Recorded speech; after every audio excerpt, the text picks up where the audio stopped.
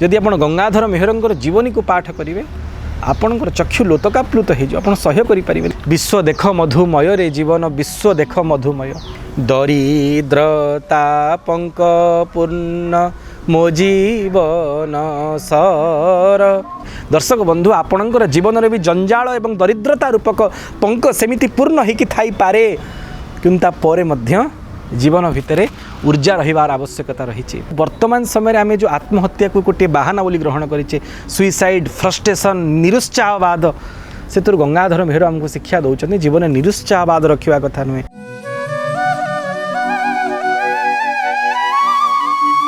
जय जगन्नाथ। दर्शक बंधु आज से महान भक्त उत्कल भूमि जन्मग्रहण करिथिबा आधुनिक वाल्मीकि कहले जहाँकर नाम रे कौन प्रकार दोषयुक्त हेब नाही अतिशयोक्ति हेब नाही से प्रकार रंगाजीव गंगाधर मेहरंकर आज जन्मतिथि आपण माने समस्ते जानते।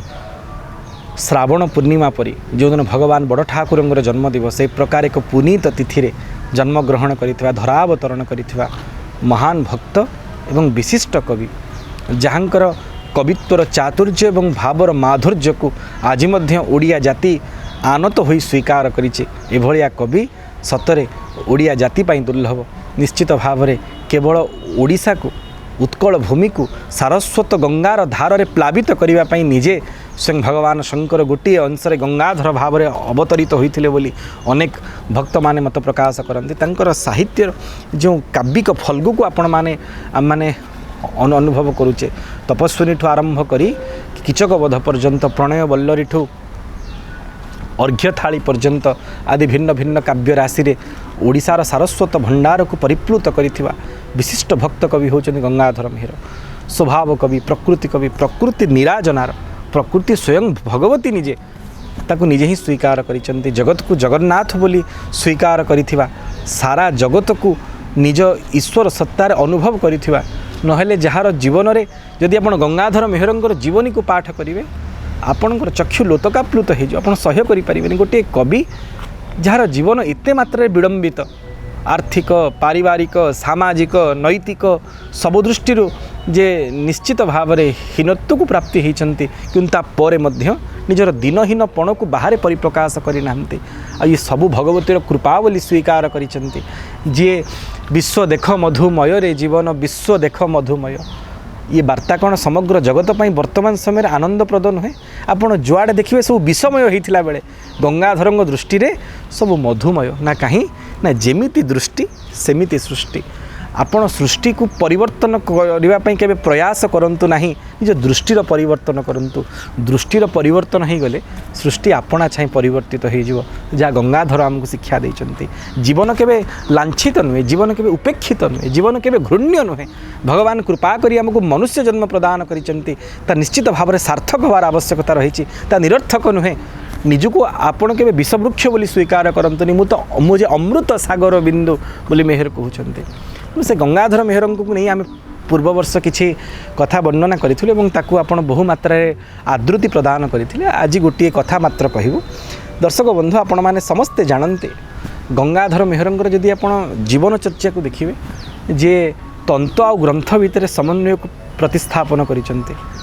भूलिया कूल जन्म तंती कूल जन्म तापर मध्य सकाळे सारा दिन बुणा कार्य निजको निरत रखुवा गंगाधर मेहर संध्या बेले साहित्य चर्चा सारस्वत साधना निजको निमग्न रखती। तेणु तंतु आ ग्रंथ भितर जो अपूर्व समन्वय को प्रतिस्थापन करिसेंती गंगाधर मेहर आ तार सृष्टि होईची तपस्विनी परी महाकाव्य। जदि आपण कहीं तपस्विनी काव्य को पाठ करि ओडिशा रे एमिति कहीं ओडिया नथिबे जे मंगले अइला उषा विकच राजीव दृशा जानकी दर्शन तृषा हृदय बही कर पल्लवे निहार मुक्ता धरी उपहार सतींक बास बाहर प्रांगणे रही कलकंठ कंठे कहिला दर्शन दियो सती राति पाहिला। चोखी रागर चर्चा हवा मात्र के चोखी वृत्तर चर्चा हवा मात्र के मंगले अइला उषा समस्त कर्णरे सेमिति प्रतिध्वनित ही थाए गुंजरित ही थाए। तेणु से प्रकार विशिष्ट भक्त कवि स्वभाव कवि प्रकृति कवि रंगाजीव गंगाधर मेहर को जदि आपण तपस्विनी काव्यर प्रथम छांद को पाठ करेंगे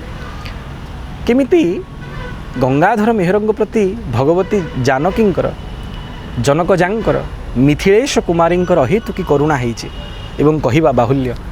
जदि आपण सीतांकर कौनसी नाम को नहीं भिन्न भिन्न रामायण मानक वाल्मीकि रामायण आरंभ कर चंपू रामायण भोज रामायण महानाटक आध्यात्म रामायण जोग वासिष्ठ आदि भिन्न भिन्न ग्रंथ सीतांकर नाम को स्मरण करेंगे। तपस्विनी शब्द बड़ दुर्लभ। गंगाधर निजे थिले तपस्वी ना, जे निजर जीवन को तपहपूत भाव में प्रज्वलित करथिले ओडिया भाषा सारस्वत भंडार को परिपुष्ट करने निमंते। से जार स्वर्गीय परमा प्रीति न्याय माँ भगवती सीतांकर जो तपस्वी चरित्र को से चित्रण करिसेंते ताहा निश्चित भाव में समस्त आह्लाददायक।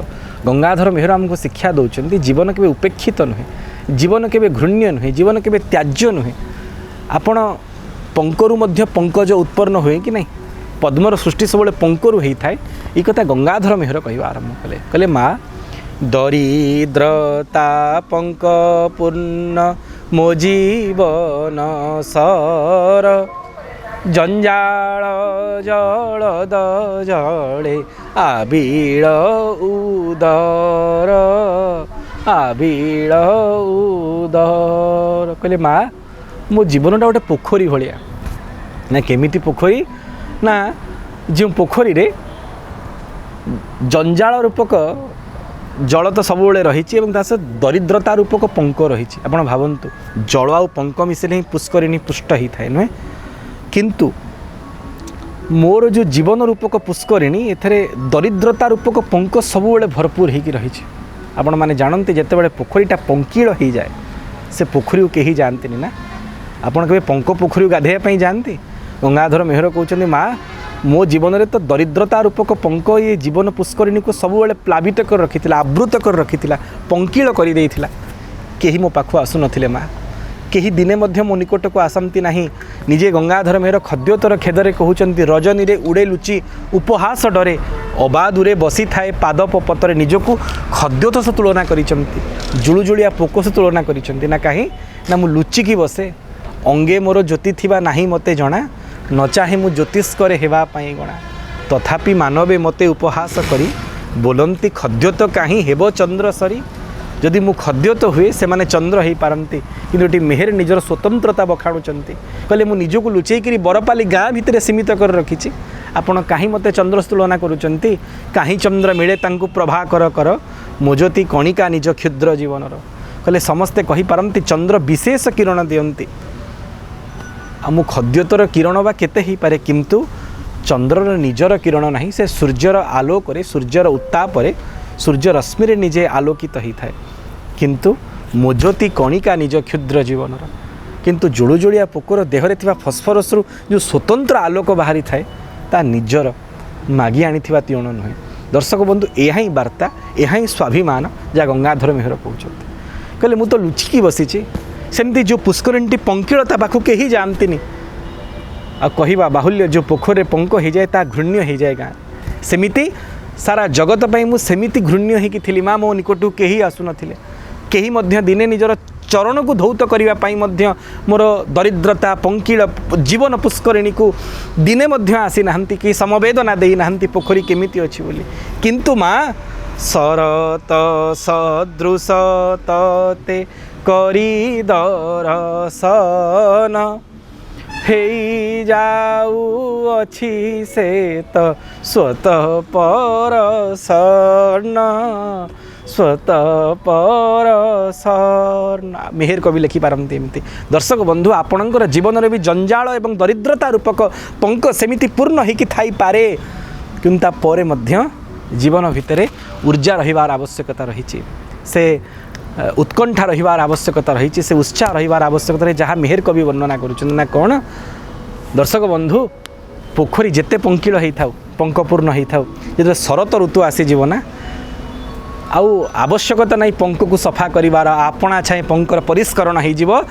शरत ऋतु आप जानी जेते पंकिल पुष्करिणी होता से निश्चित भाव में तार जल काच केन्दु भाया रहिबो। आ गंगाधर मेहर कहते माँ हे तपस्विनी, हे भगवती जनक जा, आपणकर दर्शन पूर्वर आपणकर आगमनी पूर्वर मोर जीवन रूपक पुष्करिणी सेमिति दरिद्रता रूपक पंकरे परिपूर्ण होइकी थिला, किंतु जेबेठु आपणकर आविर्भाव मो जीवन रे हैला शरत सदृश तते करी दरसन हे माँ आपण निजे शारदीय ऋतु भाया शरत ऋतु तो माँ आगमन हुए शरतकालीन दुर्गोत्सव समय तेणु भगवती आपण आसवा फल हो जाऊँगी से तो स्वतः पर सन्न मोर ये जीवन रूपक पुष्करिणी जहाँ पंकिल होता से वर्तमान संपूर्ण परिष्करण हो जाए परिष्कृत हो जाए आ तार जल गोटे बिंदु ग्रहण करने समस्ते पुष्करिणी चतुःपार्श्व हाथ पातिकी ठिया होती माँ किंतु केमिति हेला माँ तोर अनुग्रह